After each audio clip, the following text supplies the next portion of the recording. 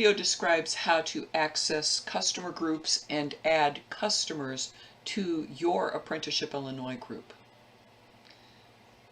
From the main page of Illinois WorkNet and your dashboard, you can access customer groups. Hover over the My Dashboard, click the drop-down arrow, and access Customer Support Center. Another way that you can access it is by accessing your partner page at illinoisworknet.com/appil partners. And on the first link on the page, if you click there, it will take you to the Customer Support Center groups. Once you land on the groups page, all you have to do is look for your Apprenticeship Illinois group, click that, and it will open to a list of your customers. And there is a button for you to add customers, and that's what we're going to do right now. So you want to click that button, add the information.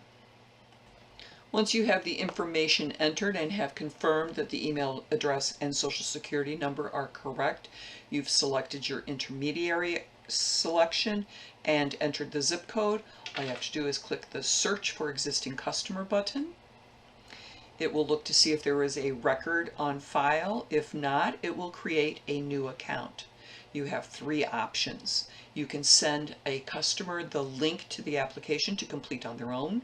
You can complete the initial application with the customer, or you can move on and add the next customer. So if you add the next customer, you need to be able to get back to the customer to add and complete the application.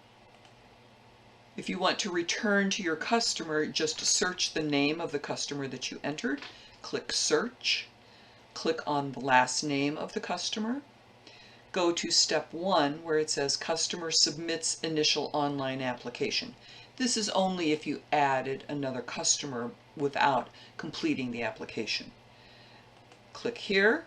You can then click on the button to complete the initial application with the customer, or if the customer has not responded, you can forward the application URL to the customer again. We will go over the application in another video.